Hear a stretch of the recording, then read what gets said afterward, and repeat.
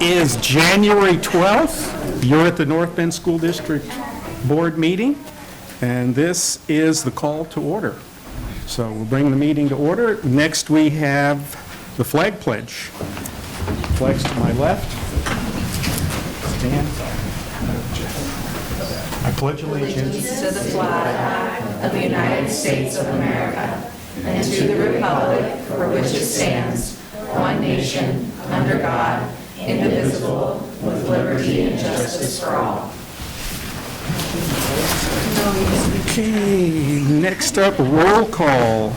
To my left, Steve Ryan. I'm your guest host, Jim Jordan. Christina Simpson, Julie Thies, Mary Schilling. Eric is out on a medical, so we hope he is doing well and recovering. Okay, next up, item 3 on the agenda, approval of the agenda. I'll go ahead and make a motion to approve the agenda as presented. I have a comment about that. I would like to pull item 7D from the consent agenda, please. Okay, there's a motion to pull the I'll second that. second. Okay, we'll go ahead. I guess we'll do the whole schmear if that's okay. There's a motion to approve the agenda and a second motion to pull item 7D, second read policies from the agenda. We okay doing both at once? All in favor, say aye. Aye. Aye. Steve? Aye. Okay. Okay. The agenda is approved, and we'll remove 7D from the action consent. Okay, next up, item 4, board appreciation. Well, as you know, January is Board Appreciation Month, and we have some guests today. And so we'll start with our elementary folks, kind of elementary, middle, and high school. So we have some special guests. I don't know if anyone wants to start. Stacia right up front. So we'll start with Hillcrest, and so they have some little presentations for you.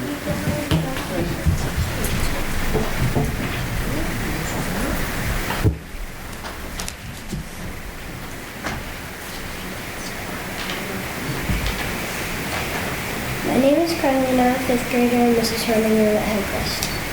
I'm Hayden, and I'm a 3rd grader in Mrs. Farmer's room. On behalf of all Hillcrest 485 students and 73 staffs, we would like to thank you for volunteering your time and supporting our schools. To show our gratitude, we have 3 books that will be donated to our library in your honor. The first book is called Patrick Pickleballed and the Longest Wait.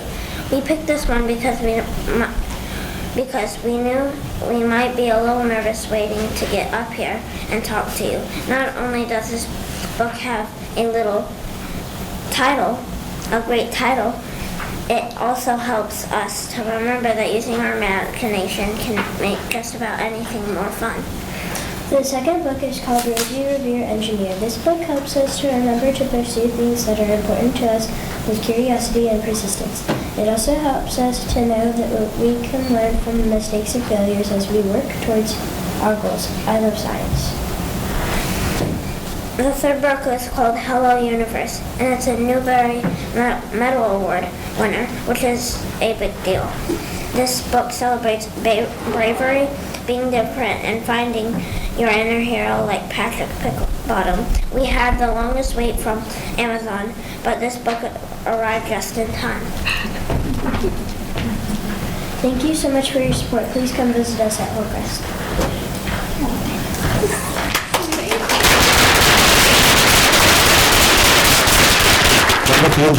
Thank you.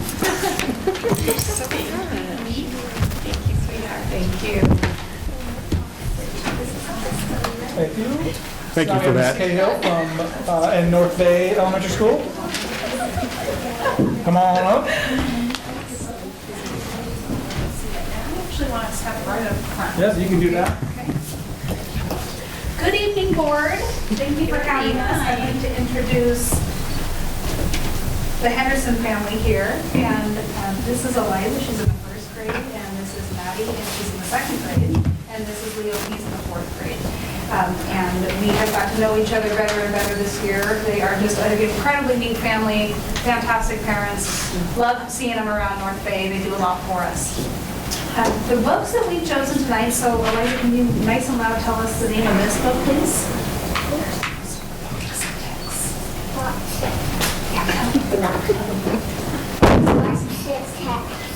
And then Maddie?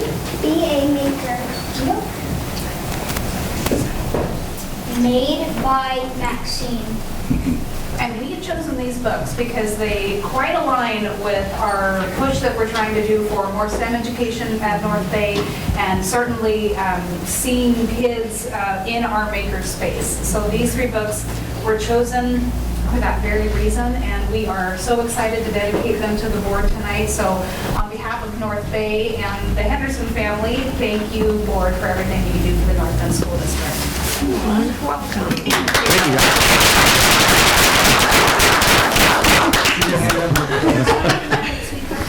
This nice guy right here, okay? That's Mr. Brian. That's thank you. good. And then she looks like she needs one up there. Good job. Thank you so much. So we'll take a look at some books and you have a chance to peruse those. So next we have our middle school. So our middle school team is a little under the weather today, but we do have our school librarian, Karen Hensley, and we'll introduce some students. So Karen, come on up.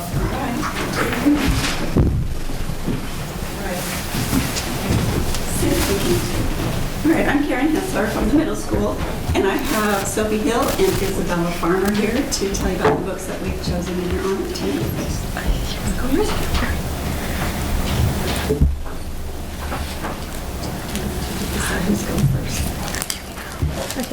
Hi, my name is Isabella Farmer. I want to start off by saying thank you for letting me and Sophie speak tonight. The book which I have chosen to present to you tonight is called Keeper of the Lost City by Sharon Messenger. This is the 8th book out of 10 book series. In my opinion, this is a great book for both girls and boys.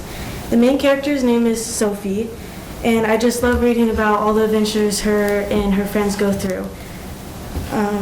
Another reason this is a great book is because it doesn't fit into one specific genre. It has a little bit of adventure, comedy, and romance.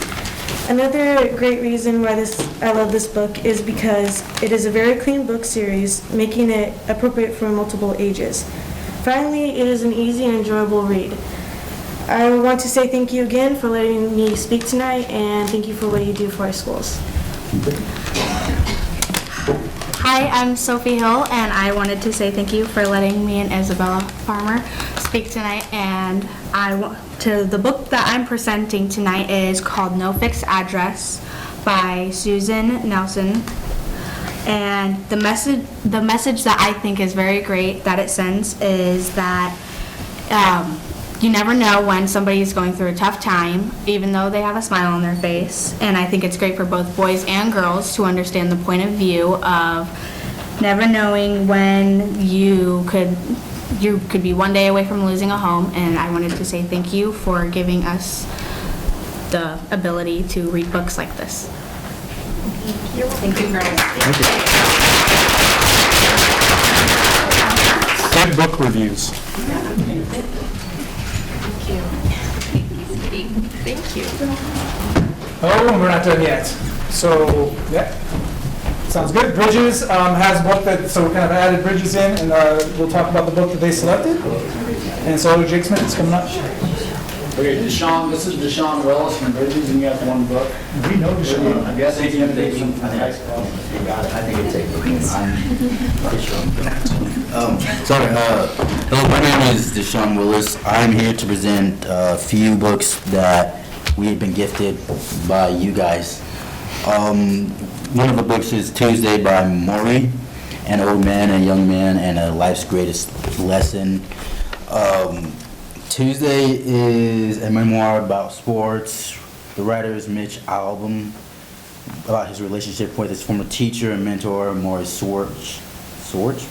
The book has value today just as it was first published in 1997. It is an engaging story about real-life conversation that addresses topics that young adults continue to face: disappointment, depression, loss in relationships, and perseverance. The next one is Gold Mountain, by Betty Yee. This historical fiction follows a 15-year-old Tan Linfan. She leaves China to navigate the challenges of 1860s California, impersonating her recently deceased twin brother in order to take his job building the Transcontinental Railroad in hopes of creating a better future for her family. The next one is A Song of Silver Flame, like night. Amelia Wen Zhao. This fantasy novel by Amelia Wen Zhao, the author of Bloody Hair Trilogy. I'm not sure of the trilogy personally, I don't really read too much books. It's inspired by Chinese legends and myths. It presents an epic tale of a young girl struggling to survive an oppressive kingdom who finds out she has a mark that may reveal secrets to help her unlock past and liberate her country. And this one I did read, and I do personally like the book itself. It has a greater meaning to it personally. It's called Long Way Down by Jason Reynolds. It is about a young African man who struggles with dealing with his brother's loss of death and gang violence, and it goes through, because he's in this elevator for majority of it, and this elevator represents the stages of grief that he went through dealing with his brother's loss, and each one that he goes down is the one that just leads him to the bottom floor, which is inevitably what he's going to do, if he's going to kill his brother's killer or not. So.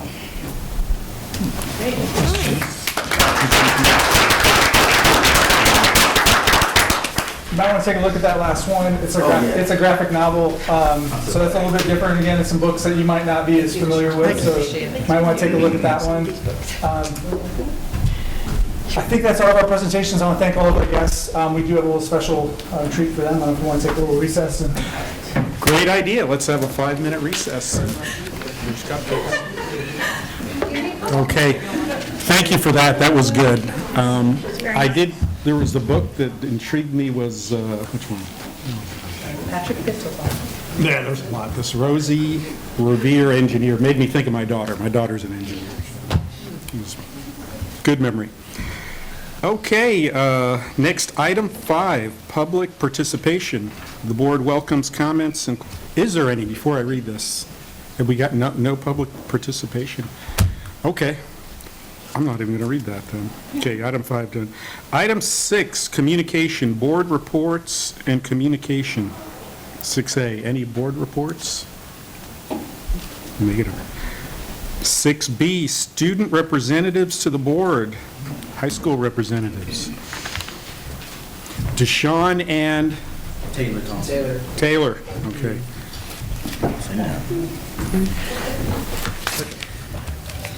So we, short tonight, we held the Army Strong Coast Classic Wrestling Tournament on December 9th and 10th. We had over 35 teams attend. This event brings in an estimated $250,000 to the local community. We will begin signing up participants for spring sports on January 23rd. Our band will perform at our yearly Funksgiving event on January 28th at the North Bend Community Center. Cost for this event is $15 per person, and dinner will be provided by our Blazing Bulldogs culinary program.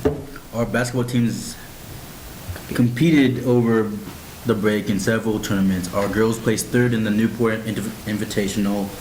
Last weekend, our teams played in the SkyWest crossover tournament. The girls played in Eugene, and the boys played in Klamath Falls. We will have a mini cheer camp on January 21st, and will then perform at our home game on January 24th. That's all. Okay, thank you, gentlemen. Thank you for having us. Okay, next up, 6C, association reports, North Bend Education Association report. Hello. It's Hello. good to be back. I think I've not been able to be here the last, I don't know, I think, I thought there was one, like, whatever the date was in December, and I wasn't able to be at that one because I was sick, and so I was going to have Garrett come in my place, and so he was here and waiting chambers to open, and then we realized that I sent him on the wrong day. So, anywho, all right. So, Hillcrest students, families, and faculty are really excited and looking forward to our upcoming music performances. The 4th and 5th grade concerts will be held on Thursday, the 16th of January at 6 o'clock and 7:15, respectfully. They're going to be separated. The 4th graders, excuse me? Oh, yes, February. Thank you. The 4th graders are doing a calypso song, a West African lullaby, and a blues song, which will all include drumming ensembles and some xylophone players. And they're playing recorders as well and singing a fun pop song. The 5th graders are doing a similar program with drums, xylophones, and recorders, but with a slightly more complex repertoire, and also playing ukuleles on a contemporary pop song that they love. The 2nd and 3rd grade concerts will be on Thursday, March 2nd, also at 6 and 7:15. The 2nd graders are doing a choral program that will include 2 beautiful rounds, one with American Sign Language, and the 3rd graders are including a small percussion ensemble with 2 of their pieces. And the Hillcrest PTA is also hosting a McTeachers Night at McDonald's on Thursday, January 26th. So you don't have to cook dinner that night. You just come on down to McDonald's, and the Hillcrest staff will be there to serve you. And it will provide support for the school. Overall, folks at the high school seem to be happy, and the consensus that things are going relatively well. Some teachers, including myself, are becoming increasingly frustrated with the students' cell phone use. And in my situation, it's a little complex because some of my students really need their cell phone to translate. And so sometimes, yes, it's being used as a tool and that's why they're there, but sometimes it's very much a distraction. And so it gets in the way of critical thinking. It's really hard to have a conversation and to dive into, higher level thinking when they're pulling out their cell phone and getting distracted. So anyway, without a consistent cell phone policy for the school, we have to spend more time and effort policing phone use, and some students are still struggling with this behavior, especially with attendance issues like tardiness and skipping. So that's just something we're dealing with. We're also sad that Tylee is leaving and hopeful that we will have a new counselor soon. In fact, I think it would be really great if we could have 2 counselors because counselors are an incredibly 2 additional counselors, one to replace Tylee and a 3rd one because Rob is still there. But counselors are incredibly important to the functioning of the school. They not only provide services to guide students with their academic and career aspirations, but of course are increasingly relied upon to address social and emotional developmental needs. And this increasing quantity and severity of the issues that our counselors are asked to address has been brought to the attention of the administration multiple times by myself and past union representatives. The caseloads of our counselors far exceed the recommendations. It's recommended that there's 1 counselor for every 250 students. And this is an American School Counselor Association recommendation. And our high school has 722 students approximately, and prior to Tylee's resignation, just Tylee and Rob serving those groups. So that's about 360 students on each of their caseloads. The middle school has 500 students served by 1 counselor, and each of the elementary schools have approximately 480 students without a single counselor. And so it would just be great if we could have more.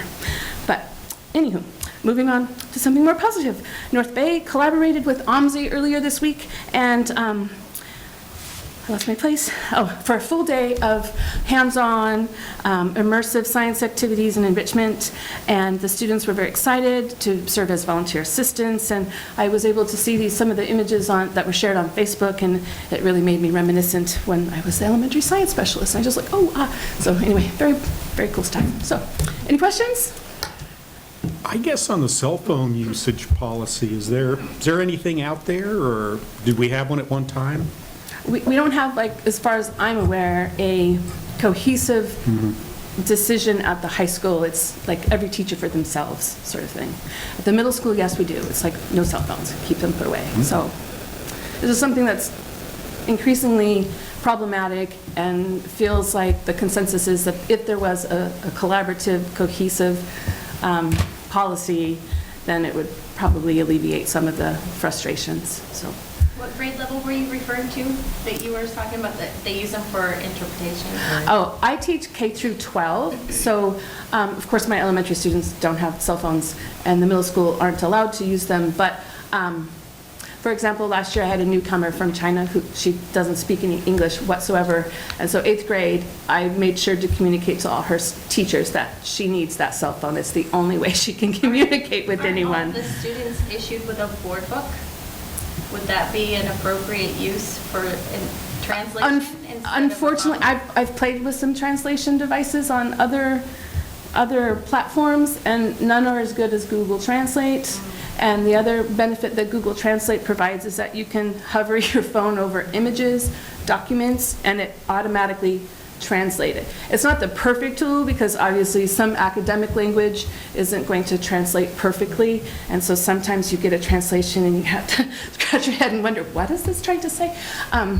But even typing in directly or speaking and translating our voice, the Google Translate just has much more functionalities in that way. It's not something that can be on a board book? Not that I'm not familiar with a board Architect book. Can't put that as something that's on their. Oh, you mean the Chromebook? For that, yeah, oh, yes. Yes, they do have the functionality of, Google Translate does work on the Chromebook as well. It's not something that can be installed, like an app or something? It's on the browser, it's not an app. So the functionality that the Google Translate provides, but we're getting distracted first, Yeah. because the number of students that I serve that need to use Google Translate is like 2 or 3. So like we can make accommodations for a couple kids. The problem is the majority of kids who are using it, for purposes they should not be using it for. They're not using it as a tool. They're on TikTok, they're on YouTube, so, yeah. They're just not being present.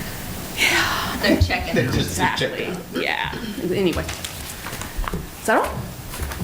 Thank you. Thank you. Thank you. Okay, 6D, Superintendent Report, Kevin Bogatin. Well, thank you. Again, I want to thank our administrative team and we had our guests here about sharing our donation to our bookstore school libraries. I know they mentioned this, but each of those books has a little insert, if you haven't seen those, that has a little special admission and recognition. In addition, we have one other thing for you today. So each of you, we'll let you hand those out real quick. So Mia's going to help me with another little present for you.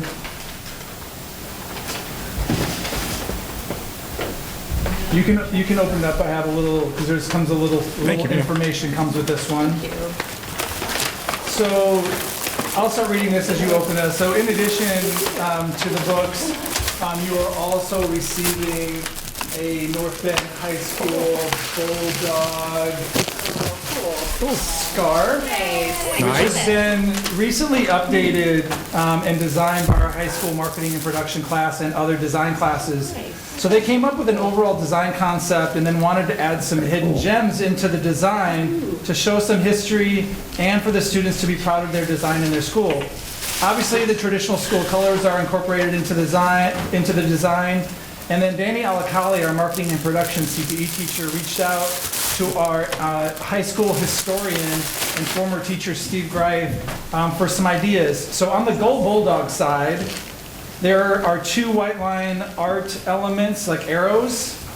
Those white arrows represent the very first graduating class of North Bend that had a grand total of 2 students. On the other side of the scarf, the students voted to have an Argyle LIGO look, and that includes 19 diamonds outlined in yellow. These represent the 19 state championships that the school has and are hoping, again, they'll hope to add to that. The heart on the state outline on both sides is obviously the location and love we all have for the Oregon coast. So on behalf of our community, I want to thank this board and their work and service to the community. So thank you for that. And you have a little Bulldog gift. Thank you. Absolutely. Nice. I want to thank everyone who responded and was impacted by yesterday's lockdown at the high school. These situations are unique, and always cause added stress and anxiety for students, families, and staff. We had a debrief session with high school staff this morning, and we'll review our protocols, response, and training from a district level in the coming days.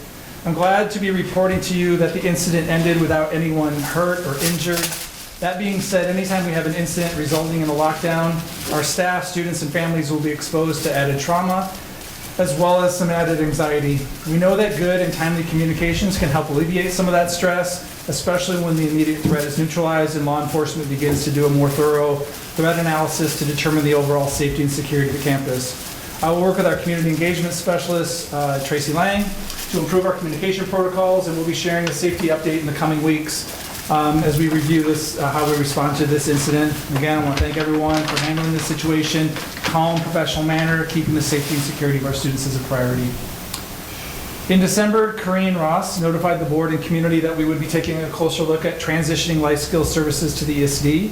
One of our first engagement sessions was with district staff on Tuesday, January 3rd. We had more than 50 staff join Corrine, Paul Peterson, our ESD superintendent, and myself to hear questions and concerns. We captured all great questions from this group of dedicated educators, and we will do our best to provide answers here in the coming days. I want to reiterate to the board and to the community that we are simply doing our due diligence to examine opportunities to improve our services to students and families and support our teachers and staff who work in our life skills program across the district. We have not made any decisions on this move and take this feedback and engagement process very seriously. So we'll provide a more comprehensive update at the February board meeting. It's been nearly a year since I provided an update on the Elliott Forest. As you recall, the Oregon Land Board has been considering the transition of the Elliott from a traditional state forest to a research forest by decoupling the forest from the Common School Fund. In December, the Land Board finalized the decision to transfer $221 million into the Common School Fund to replace revenue that logging on the Elliott might have had otherwise generated. This action creates the largest research forest in North America. New legislation also created the new Elliott State Research Forest Authority agency that consists of an initial 9-member board of directors. The next step is for Oregon State University to develop a forest management plan, and they'll need to finalize a habitat conservation plan. There is interest in OSU partnering with North Bend and other districts that, with the Elliott in their backyard, and I look forward to developing a strong partnership with them. And finally tonight, I want to thank the United Way of Southwestern Oregon. They presented me with one of their Growing Gratitude Community Appreciation Awards. The certificate that they gave me just stated that Kevin continues to show up and do great work. He implements change, he cares, he volunteers, he collaborates. Kevin is an asset to our community and our district. Thank you for all you do. As everyone in this room knows, the work in our schools has never been more challenging. Once again, thank you to the United Way of Southwestern Oregon for this acknowledgement, and I also want to pass on the thanks and appreciation to the rest of our dedicated staff who work tirelessly on behalf of our students. So, thank you. That's all I have for tonight. Okay. Thank you, Kevin. Okay, next up, agenda item 8, Pele Proclamation, action item.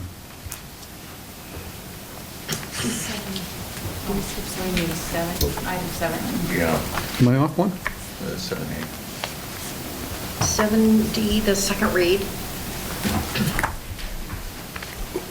Oh, my bad, I jumped ahead. Senior moment. Okay, thank you for that. Okay, item 7, action consent agenda items. So we have already removed 7D out. Is that correct? What was that motion? Yes. So is there a motion to approve the action consent agenda items A through C? I'll go ahead and make a motion to approve the action consent agenda items A through C. Is there a second? I'll second that. Okay. There's a motion with a second to approve item 7, action consent agenda items A through C. All in favor, say aye. Aye. Aye. Sounds unanimous. 7D, what was our plan with that? Just table that and come back next?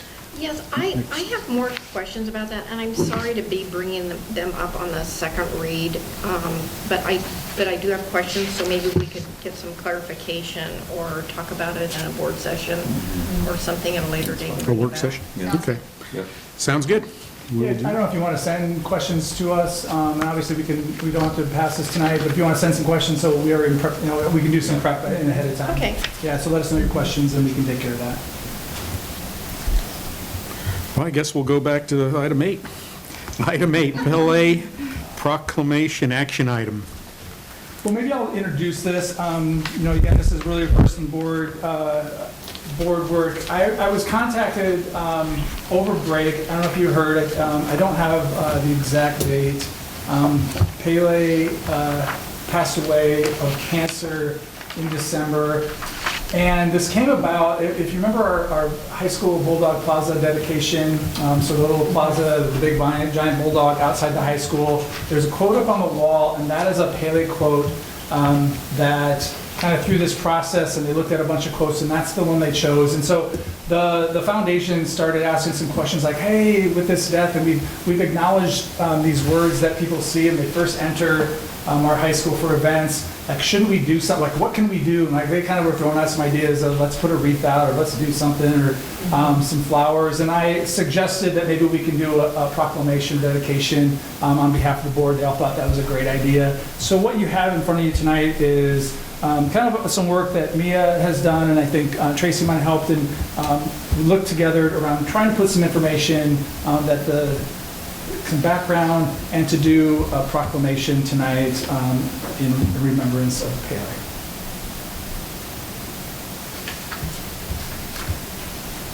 Okay. So there's looking at the agenda, there's action requested is approval of Pele Proclamation 2023 to proclaim January 12th, 2023 as Bulldog Plaza and Pele Recognition Day for North Bend School District. And I'll read the motion. I move to approve Pele Proclamation 2023 as set forth above. I'll second that. Okay, so there is a motion, and that is, do I move to approve Pele Proclamation 2023 as set forth above? All in favor, say aye. Aye. Okay. Do you want someone to read it? I read the proclamation. Yeah, we ought to read it, you're right. I thought it was good. I'll go ahead and read it. Okay. All right, text of Pele Proclamation 2023. Whereas the North Bend Foundation has chosen Pele's words to be inscribed in the Bulldog Legacy Plaza, and North Bend School District has chosen to commemorate Pele's passing. Now, therefore, be it proclaimed that the North Bend School District Board of Directors proclaims January 12, 2023 to be Bulldog Plaza and Pele Recognition Day, and be it further proclaimed that the North Bend School District Board of Directors strongly encourages all members of our community to reflect on Pele's quote in the Bulldog Legacy Plaza, and here it is. Success is no accident. It is hard work, perseverance, learning, studying, sacrifice, and most of all, love of what you're doing or learning to do. Pele, adopted this 12th day of January, 2023. Great words, great saying. Okay. All right, moving on. Agenda item 9, nursing yearly update. I saw Kelly out there Yes, earlier. she is ready.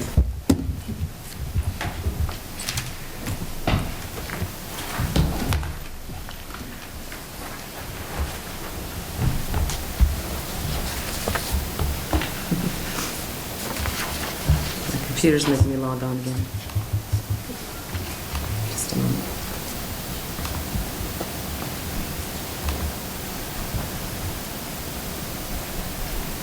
My computer is face recognition and it doesn't like my face.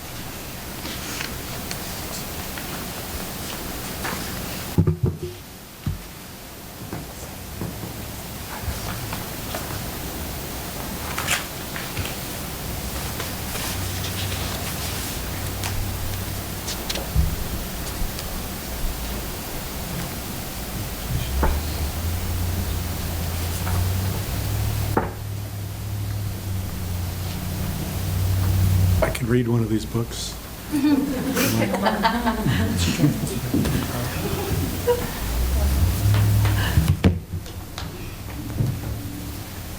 Are you just looking for a copy of the computer's board? No, I wrote a, What's that? I wrote a, Oh, your presentation, please.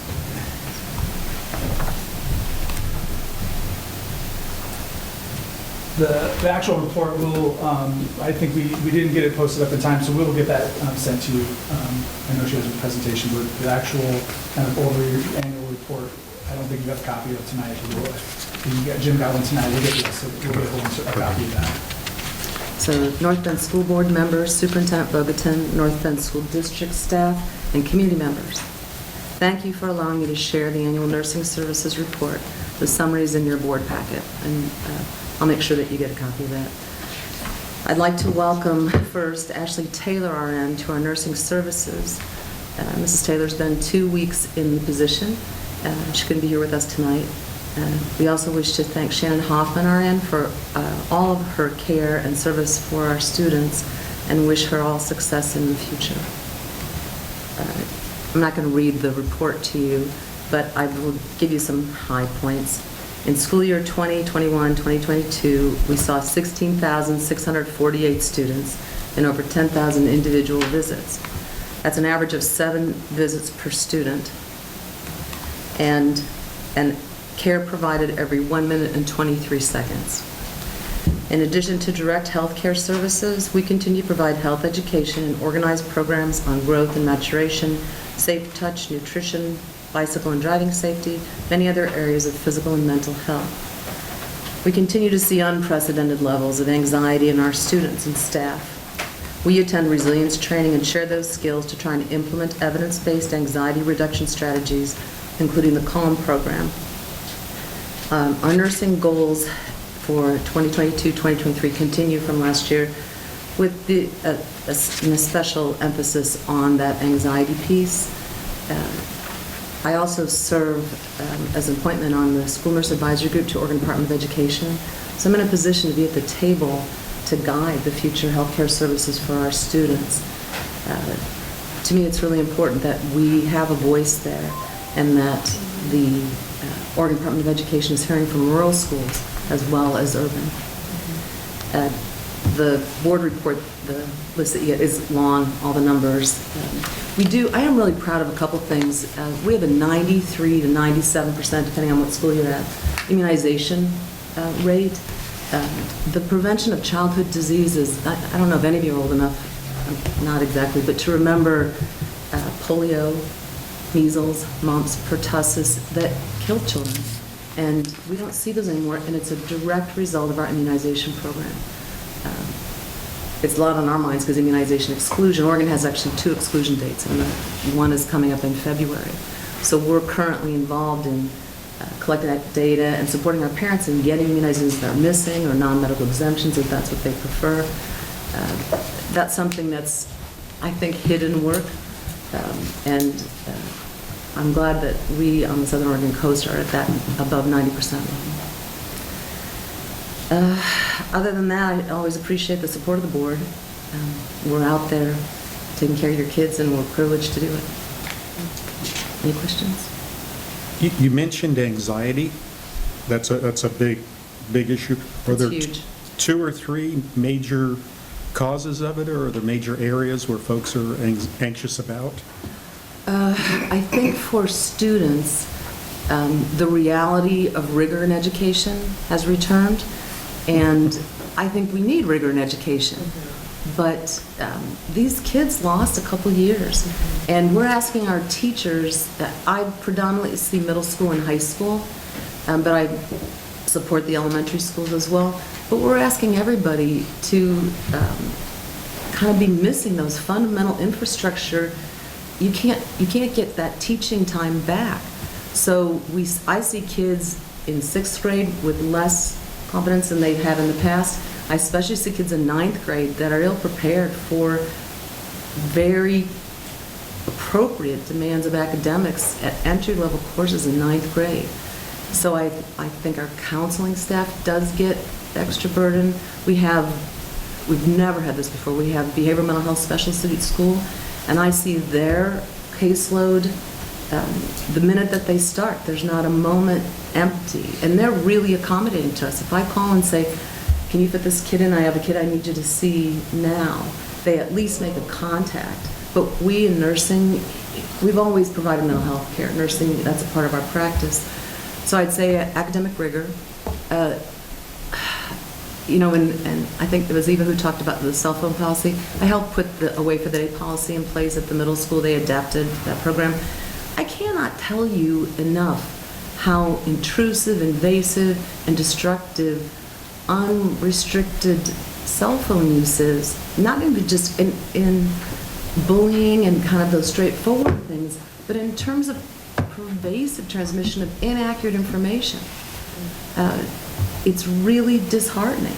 And we've evolved into this 24/7 news cycle where it isn't as important to get it right as to get it first. And then that correction goes, you know, hidden, buried. And I see those kids, yesterday is a good example. I had kids sheltering, locked down in my spaces. And I heard from other teachers, I heard from their staff, your teachers made that event less stressful. And I hope I did too for those kids. Because there was a long period of time before, when you're waiting for information, and North Bend PD was managing the situation, but it was stressful. And my population in middle school and high school are very dramatic. And I think that's a piece of it. I think we all see the news. You know, there isn't, what, a month that goes by, a couple of weeks, where there's a school shooting. And you're sitting in that room with outside entrances picturing the worst. Because you've seen those images barrage in there. It's longer than your question asked, I'm sorry, but No, good I information. really think we have a responsibility as a district to provide some boundaries. And that Away for the Day program that we brought up, it's a very accoladed board, and they addressed each question that you might have. We can get a hold of any kid at school if they're where they're supposed to be in 1 to 2 phone calls, phone call to the classroom, office member going to the classroom with eyes on them. The phone is not essential. And I've used it in teaching in the high school for Cahoots and some of those programs. I've used it for Google Translate, but it's just a tool. It's not essential. And I could give you pages of data on blue wave, issues for brain development in kids. And I provide those blue wave glasses to kids that we've seen headache reduction. I track that data. It's not essential. And I think we've become this, and I think the middle school shows, and we don't use them at the elementary schools. If it was essential to go to school, we'd have to have them in our elementary kids. So I really jump on that bandwagon. I support that. Okay. Thank you. Great answer. Thank you, Kim. On the Calm, would you be able to send a link to Mia to send to us so that we can see what that's at? Oh, yeah. I asked if I could, John Davison is the principal of my middle school, and the population of that is 5 to 12 years old. Came through us through the National Association of School Nurses and the Oregon State Nurses Association. And I look for everything I can find on suicide prevention and resilience training and anxiety, decreasing anxiety in students. So this program came up through my professional organization. So I asked John if I could participate. I'm sorry, yes. The answer is yes, I'll send you the information. But I'm real excited about it because we've had our first student go through it. And this was a student who couldn't participate in the behavior. We selected them. I worked with the counselor at the middle school, Teresa Knudsen. We identified students. There were some criteria for them that are designed for success. But at the end of 6 weeks, the student is dramatically improved and their parents feel the same way. And it's real simple but evidence-based techniques. That's what I want. I want something that somebody else did all the heavy lifting to get to that point. And then eventually, I'd like to see it incorporated in our district-wide with training for everyone who's willing, but especially counselors and nursing. And then because of School Nurse Advisory Group, I'd like to see ODE adopted. And the training is free. I think actually they send you, the training is free. It's out of UConn, University of Connecticut. But I'd be happy to maybe include that in the end of the board form since you guys haven't had a chance except for you, Jim. I could include it in there and you guys are welcome to it. I was real pleased with it. other nurses within the state, not everybody was accepted to do it. So I felt really privileged to be able to get access to that training. And the training was over the summer on my own time, but then the actual kid part is now. So we'll begin our second student this spring.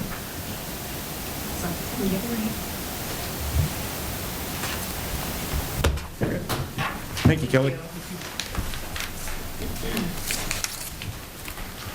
Okay, item 10, updated, current, talented, and gifted practices information. Bruce. All right, here we go. Glad to be here and to present tonight. I got the default nomination since Stephanie is unavailable tonight to do that. The presentation that we're presenting to you today, we will have in your email to you by Mia. We just got it done. We had late notification for this, so it took a little bit of time to put it together. You know, there's been changes at the state level to the rules and guidelines governing TAG out there, resulting in the need to update some of our TAG policies. So I thought today it'd be appropriate to go through what our identification process is, share that with you, and then explain to you as best we can at this point what the changes will be, what we see them being within our current TAG policy moving forward. So Joe's going to go on the next slide. Our process basically begins an identification of a TAG student with a referral of the student. And that referral can come in a variety of ways. It can be by the teacher, it can be by the parent, by the administrator, or by a data review that goes forward. The vast majority of our referrals come forward through a data review where we're reviewing data that we have that's collected through some of the norm reference standardized tests that we have for those students that are achieving at that 97th or above percentile.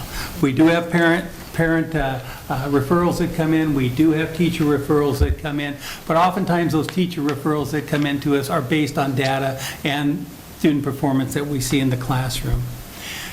Students that score at the 97th percentile or greater on nationally standardized tests.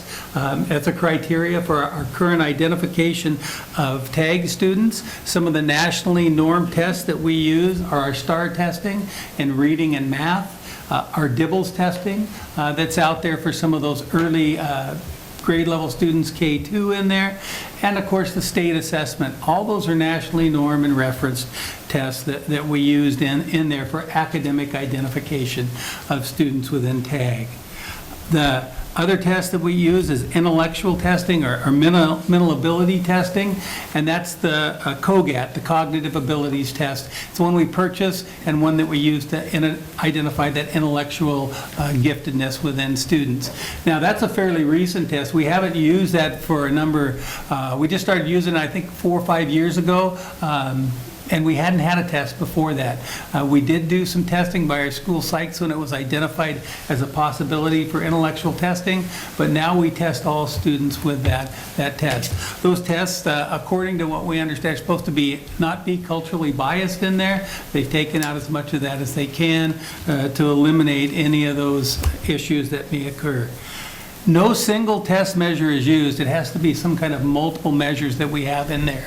Along with these test scores that we have here and we take a look at, we include a parent survey and a teacher survey as well. So there's multiple measures that we use as we begin that identification process. Once we have that identification in there and we see those scores at that level, we typically call a meeting. That meeting will involve the parent, a TAG representative from the district, the teacher, oftentimes an administrator at that building level, and we meet to discuss that testing results and look at whether that student will qualify for TAG. If they qualify and there are results there that say they meet that criteria, at that time we identify them, a letter of notification that they are a TAG student is issued, and we fill out a program and services form identifying what we're going to do for that TAG student to meet their needs in there. And it'll look different for every student in there typically, and it depends a lot on grade level. Most of our elementary and some of our early middle school programs are in classroom programs that we have, not pull-out services predominantly, differentiated instruction that accelerates instruction at different levels for those kids within the classroom so that we can get to the levels that they need to be at. We do not have specific programs that we pull kids out of the classroom for at the elementary level in there. So that's our process that we have in identifying kids for tag as we go through. Hey, Bruce, what's Yes. the earliest grade kids might be identified at? They could be identified, I think we often identify some in first grade. There are some in first grade, but typically the vast majority come in that second grade, third grade time period in there, depending upon how they score and where they're at in there and what they're showing for academic levels in there. I can't remember identifying a kindergartner. I'm not saying we haven't, but I can't remember that happening. But I know we often do first grade, and then we see more identified in second and third grade moving forward. Heather, would you agree with that? Heather, is she still there? We have a kindergartner last year that was kind of on the watch, just because we don't have enough data points really to make that decision yet. But working with classroom teachers and the parents, they're pretty much offered the same kind of services within the classroom if they're on that watch list, because we know they're performing at a higher level, so they are getting given that challenging opportunity. But not quite identified yet moving forward. And they may very well be in first grade as we move along in there and have more information and can use that information to identify them. New legislation was passed. We talked a little bit about that, and that's listed here. It's going to require us to update our tag plan.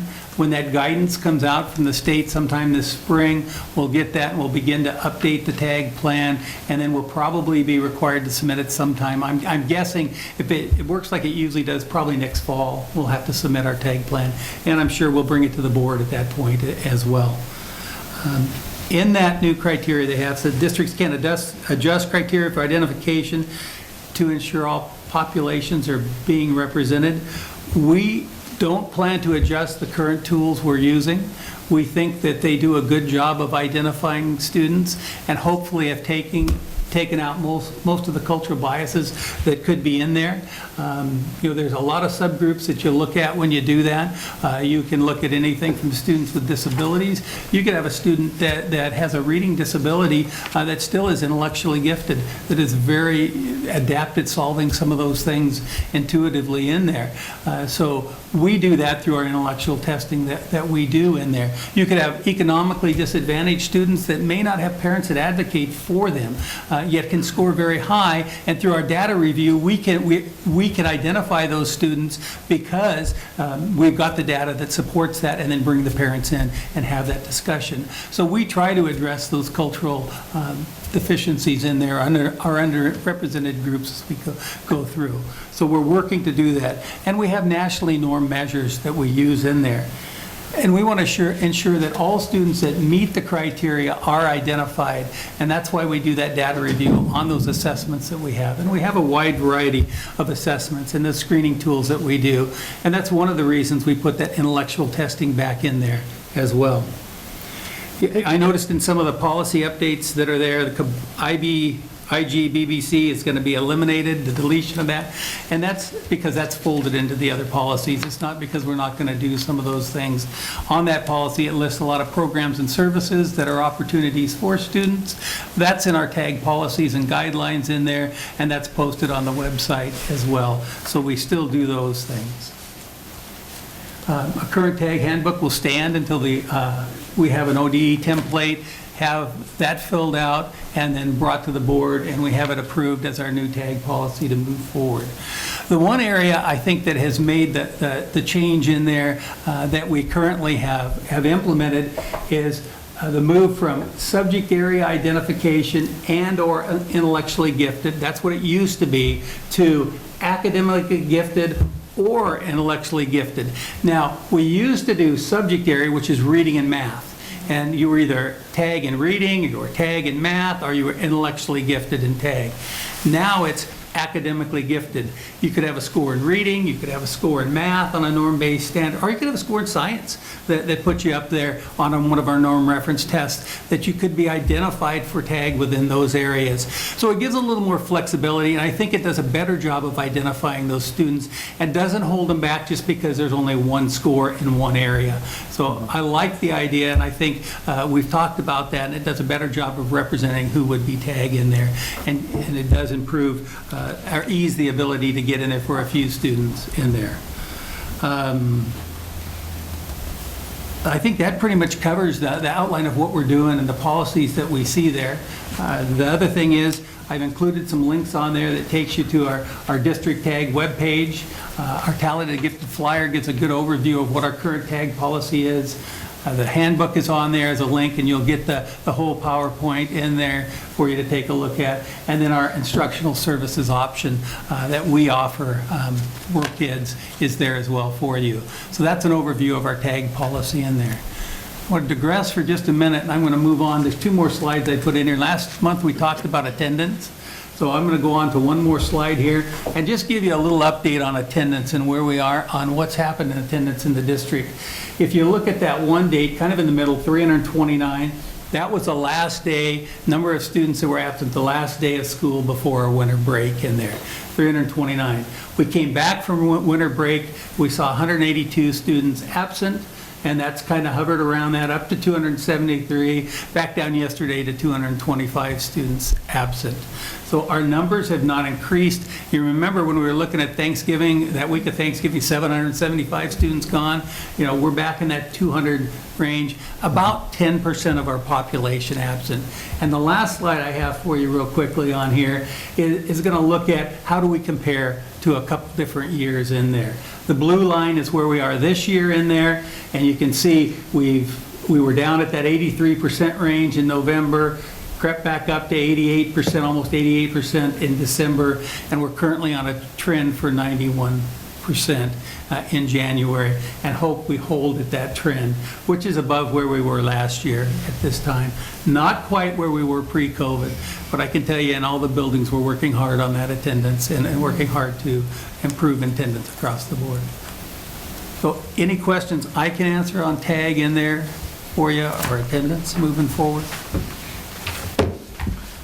I guess just so I'm clear, to be identified as a tag student, you have to have tested in the 97th or above? Yes. Okay. Either academically or intellectually as Okay. you go through. Yes. And the attendance is an average of all the schools? Average of all the schools, yes. I'm assuming we just gather that information from each school and then pull it into one report, which is what we're seeing tonight. Actually, our data report, Who Knew It, is a data warehouse that we have that we can pull in. I could give you an individual report on each school. I did look at them, and there weren't any strong tendencies in one school versus another. So it was fairly, and if you want that, we can definitely do that as well. It's pretty easy, so. So the criteria is something that we'll come back to the board, because we'll submit our plan. The plan is due May 1st, and so we'll come probably in March with an updated plan, vote on it in April, and then we'll post it after that. So it'll come soon. Hopefully we get the guidance before. It's available. Okay. Just recently released. Thank you. Okay, thank you, Bruce. Your presentation, was there a copy of that included? That is going to be forwarded to, I think. It's already been emailed. Okay. Forwarded to you. Oh, It should be in awesome. your emails. Okay, thank you. Okay, item 11, second read policies, talented and gifted policies, IGBB, IGBBA, action item. Is that the one that we scratched from the agenda? To schedule a work session? No, that That was something different? That was a different one. All right, sorry. Okay, I was wondering the same thing. This was an update coming on the tag, was to provide you an update on this, because there were some questions that came out of that, so hopefully we wanted to give you the update on tag to help so they understand why these changes were occurring in this policy to finalize. But again, really you'll have there is still criteria, you'll have a chance to review that. Our current recommendation is most likely is maintaining the same, what you come back with, what we're probably coming back with. So for us on this, is there an action item to approve? On the second read is an action item to approve that policy, IGBB. And, yeah. So- It's actually all three of those, IGBB, and then IGBBA. So when I look in the board packet, what we have for IGBBA, talented and gifted students identification, I guess what confuses me is, I heard Bruce say that it's for academically talented and intellectually gifted, but we've struck that, it's been struck out in this version I have here that's in the board packet. That which part has been struck out, the policy? Yeah, the words have been struck out to serve academically. It was, academically was struck out, and then intellectually was struck out. And this is on the identification. Yeah. And again, I think, they're moving this more towards a plan, and then so the policy is pretty broad. It says we're going to identify gifted students, and then the plan is really, I think they're trying to get away from those designations and allowing boards across this kind of board and community ownership of this process. So the criteria is really not being dictated by the state, and really will be identified, and we as a district can decide what talented and gifted means for North Bend. We are hearing, I think I heard Tiffany say as part of their conference with other curriculum directors across the state and across the country, as they kind of have some of these changes, there is like wildly changing kind of agreement on how, like some school districts in different parts of the country are basically saying all kids are gifted, kind of almost to that extreme, and where others are setting really strict criteria around what that means. So there's really kind of an openness around what does it truly mean to be talented and gifted. And so again, we'll do a little more feedback from our team, come back with some recommendations. But that's why you see a lot of that struck, because it's basically they're saying is, well, we don't have to have intellectually gifted or academically gifted. They were guided that before. Now it's more broadly open to how you identify, with the goal of having more kids from kind of diverse populations potentially be identified. Again, I don't think that necessarily is something that we're going to be recommending. Well, I guess just speaking as a board member personally, I mean, I like the part where it says academically talented and intellectually gifted. And personally, and I'm under 8, I like the identified students shall score at or above the 97th percentile on those tests, that section that's struck out. So I think the actual guidance of how you have become identified will be addressed in the plan and not necessarily in policy. So the plan that you approve, so we will come back and have board approval on the plan around what does it mean to be identified in North Bend. The policy gives kind of the much more broader leeway for boards across our state to kind of do what they want to do in this area. Again, we all adopt the same policies typically, or pretty close to it. But again, you certainly can do what you want to do as a board in terms of board policy. But I'm just kind of, that was, I think, that were some of the questions, and OSBA has reflected why it's been written the way it has, and it's due to those law changes allowing boards to have more local control in this. And so the policy reflects that. Okay, I would like to wait until all of this is resolved and we come back and maybe clean this up, because the part that says this district is committed to, that means us, the board, and it's a little messy right now to me, and I see words that are eliminated that I would like to be left in there.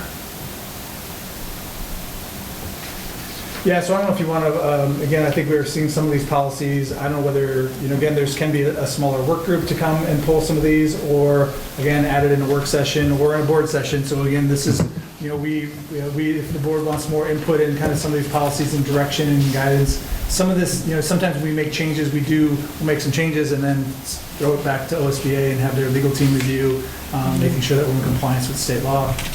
But again, I think we probably you have a lot of kind of leeway in what you want to do with this. So if we sorry, go ahead. No, I was just going to ask, what's the timeline on the plan? The plan will be due May 1st, I think, that we have to upload to the state.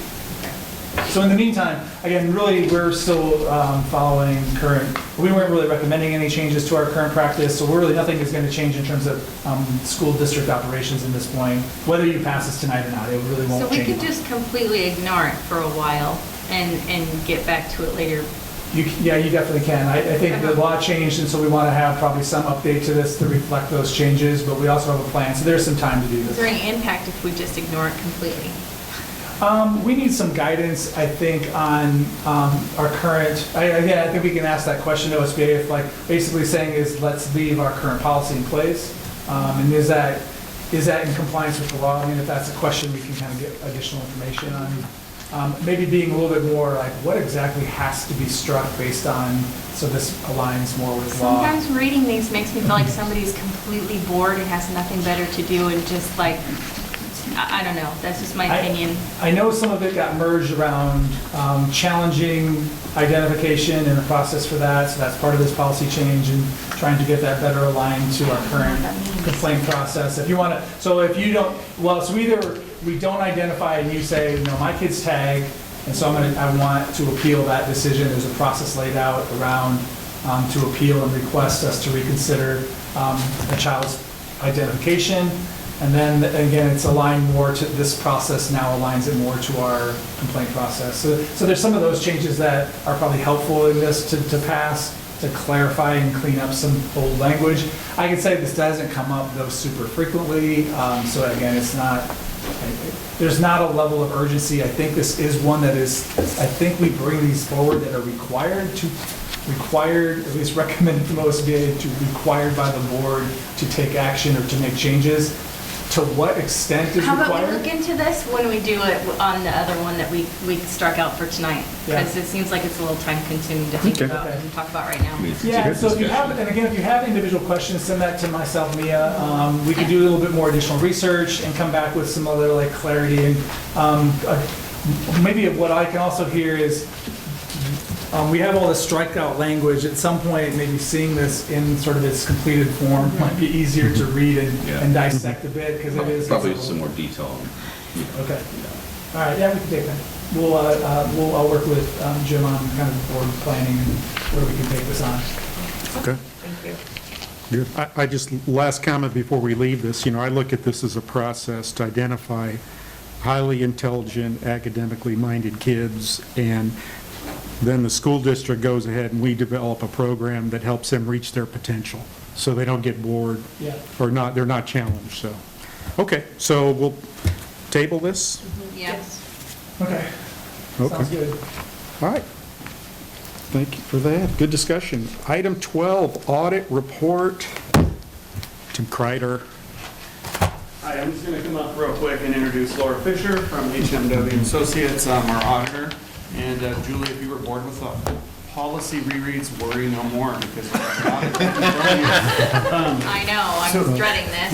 And I'm just going to sit back down here and let Laura take over, but before I do, just want to point out here is my role as Director of Business Services. I get the opportunity to participate in the work that goes into this all year long. It's not just something that just happens like in 1 month, And more importantly, if things are going wrong in business services in the district, it's something that I look internally for. This is an opportunity, I believe, where I can actually look towards others and give the credit. Our business services team has been working fantastically. Marina Wright did a fantastic job. I'm doing the groundwork and legwork and working with Laura getting this done, so I'm very proud of all of them. So, Laura, take it away. Great. Well, thank you. And thanks to you for making time on your agenda for me tonight. I know you've got a lot going on, looks like. I'm Laura Fisher.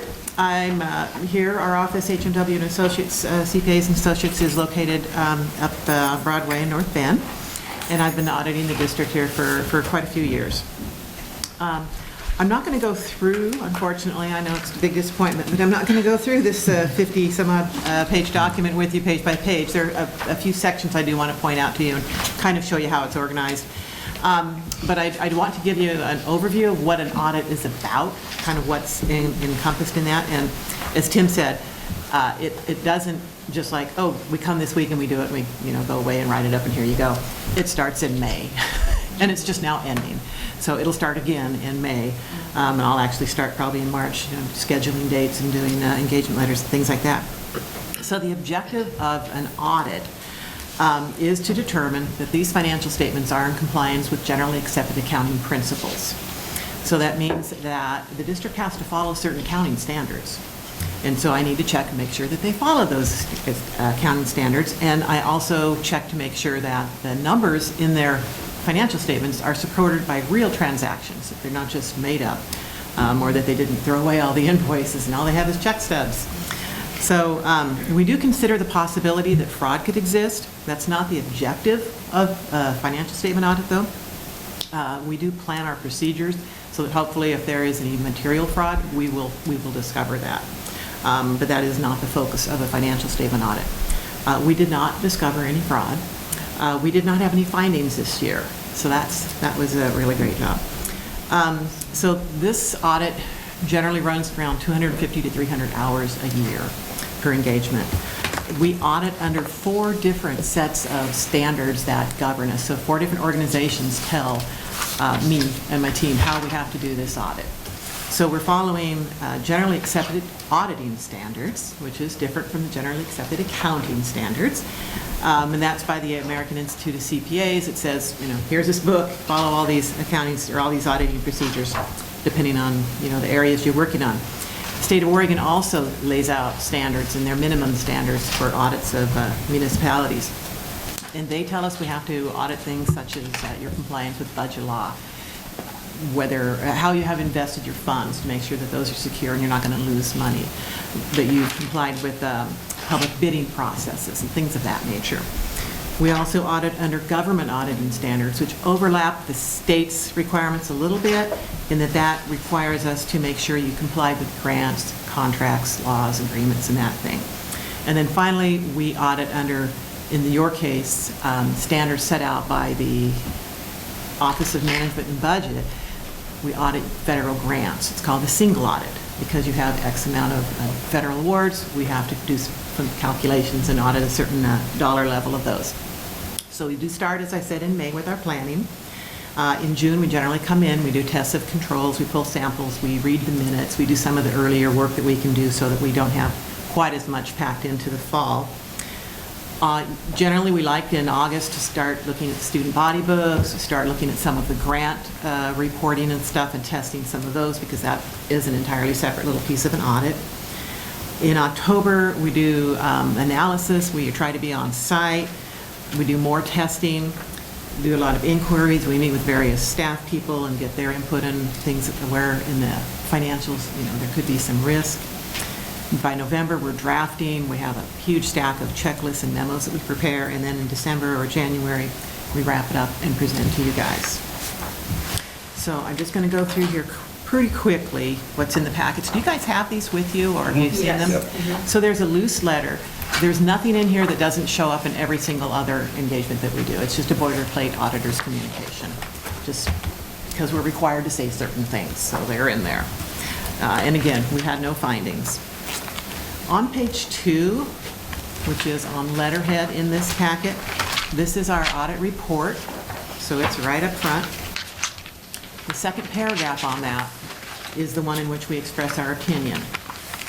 And this one says that in our opinion, these financial statements present fairly in all material respects, or are presented fairly in all material respects, in accordance with accounting principles generally accepted in the United States. So that's considered a clean, unqualified, unmodified opinion, and that's the very best you can get.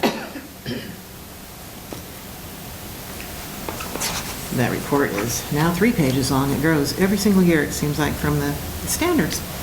That's followed by a narrative discussion that's about 6 pages long that's prepared by the business office, and it tries to put into narrative form whether things went up or down and why. So that's another section that you can read if you wish at some point in time.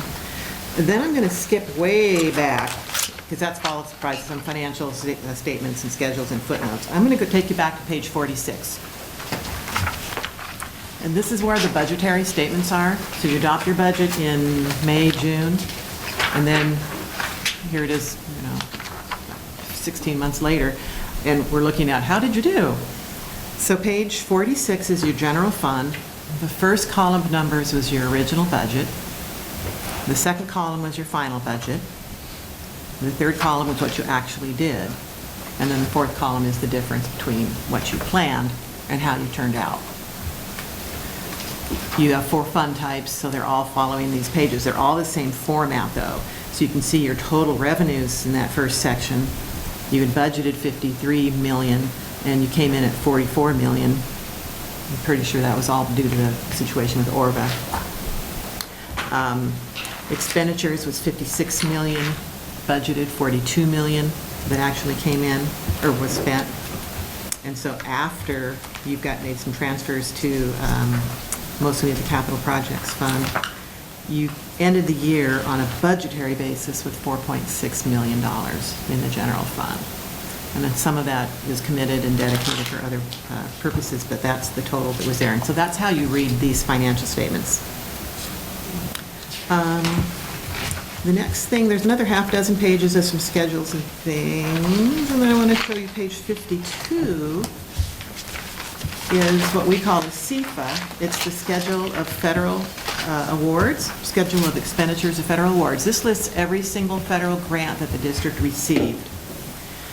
And the ones that have an asterisk over just in front of the numbers, those are the ones that we performed a single audit on. So we audited the Title I grant, and there were several pieces to that grant. And then we also audited the Education Stabilization Fund, the ESF or ESSER grants. And there were several pieces of that also. And so that schedule goes on to 2 pages, and you can see there on the right-hand page that you had $6.3 million in federal grants that were spent. You were awarded more than that because there's still quite a bit of the ESSER 3 and possibly ESSER 2 still sitting out there to be spent.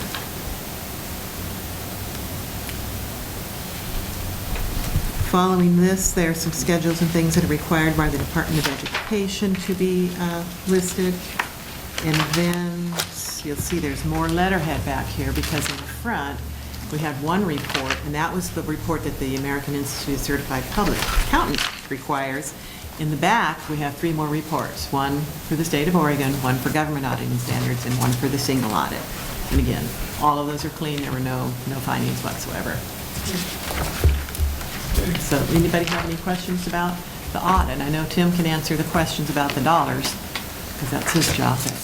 And as Tim said, staff was marvelous. I'm not really, I was a little hesitant, concerned because we went all summer. We didn't get to do much because Marina was out most of that time. But they pulled it together very, very quickly, and I'm a little surprised that I'm delivering here and we were able to present or get it wrapped up by Christmas easily. Any questions? I guess the only question I have around, and it was in a cover letter, and it talked about ORBA, financial statements of ORBA.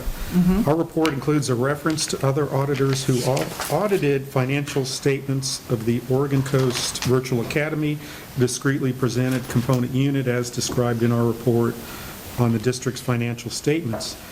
This report does not include the results of the other auditors' testing of internal control over the financial reporting or compliance and other matters that are reported on separately by those auditors. So does that mean that yours does not cover ORBA, or it's not included? Right, yeah. They have Okay. their own auditors. They're out, okay. Yeah, but because it's considered a component unit, because their money flows through you guys, and without you, they may not exist, they have to be considered as, it's discrete because they own their own separate body. Like, for example, Coos Bay has Resource Link. Well, that's their own school, so it's blended right in as a fund. You won't see ORBA here except on pages 5 and 6. There's a column that just shows their information, but it's not included. It's totally separate from your guys' numbers. So on page 5, there's a primary government, which is the school district, and then the component unit, which is ORBA. And we're basically disclaiming an opinion on that, although we did, we talked to Polly Rogers, their auditors. We get letters from them, and we share information. We say, well, these are the related parties that are known to us to be within the school district, meaning this is the board, and the key employees, and if they find anything transactional-wise going on between the two organizations, they let us know. And then they give us a copy of their audit report, and we just drop the numbers in here. Laura, thanks for being here. I just have a quick question on debt service and that expiring debt service, and I'm sure Marina or Tim can maybe answer this, maybe you can help. With the expiring debt service, what impact does that have as we look at that expiring and kind of financially for the coming year? I know that debt service is gone. But I'm going to guess it's offset with revenue gone that we collect through taxes.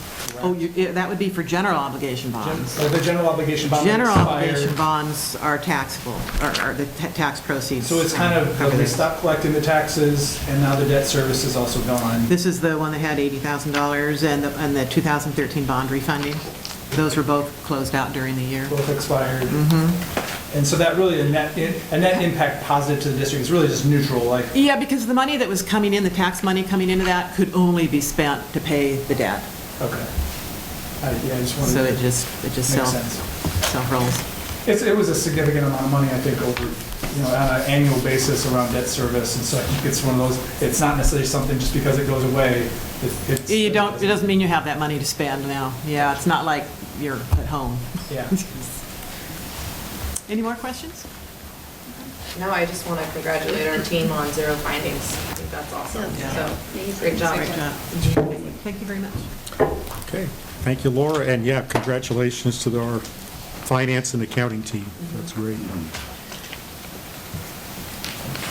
Okay, so there is a motion requested. I move to accept the audit report for the fiscal year ending June 30th, 2022, prepared by Harwood, McAdam, Bordnick, Fisher, and Gordon, LLC. Second? Okay, we have a motion. I move to accept the audit report for the financial year ended June 30th, 2022, prepared by Harwood, McAdam, Mortnick, Fisher, and Gorman, LLC. All in favor, say aye. Aye. Aye. Okay, the motion passes unanimously. Okay, thank you for the work on that. Okay, next up on the agenda, item 13, board comments. None? Okay. Item 14A, we have a board work session scheduled January 19th. That's a week from tonight, 6 PM here. And there's a couple items on the agenda. I know one of them is going to be a draft key performance indicators for the board to look at and consider. And Bruce, do you have any time tomorrow? Are you available for an hour? Your convenience, I just wanted to stop by and, okay, I'll get with you. Enrollment numbers, financial packet, and I think we're ready to close the open session. Before you adjourn, Christina had mentioned the possibility of the board attending the Bay Area Chamber of Commerce, their annual awards banquet, which I think is on January 28th. There's also a high school, if you haven't been, Funksgiving fundraiser event that's also that night at 6:30. And so one was like, does the board, Christina was saying, hey, maybe we buy a table on behalf of the board for Bay Area Chamber of Commerce. But now it's also in conflict with Funksgiving, and we can get tickets to the board to attend that if you are interested. Obviously, it's a little fundraiser for them to do, and I'm not sure exactly what that looks like. I haven't been to it. I think this is the first year now since probably 2019 since they've done this. So they did do it last year? I think I missed it last year. Yeah, maybe I didn't attend last year. Thank you for bringing that up. I totally spaced it. No, that's okay. I had a little note here, yeah, so thank you, Mia.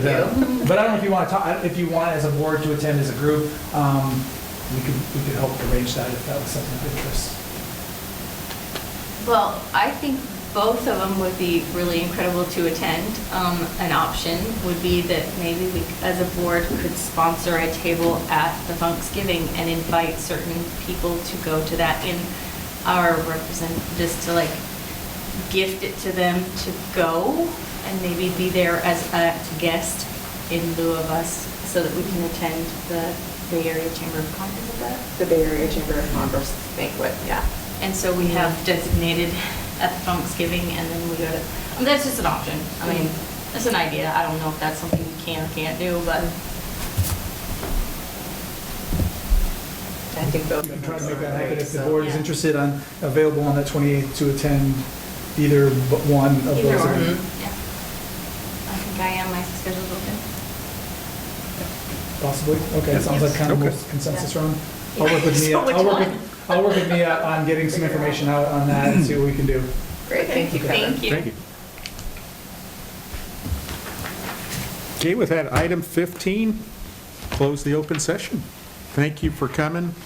All the administrators and folks that came, appreciate Kelly also. Thank you for coming. Thank you, everyone. And all the Good others. night. Thank you much.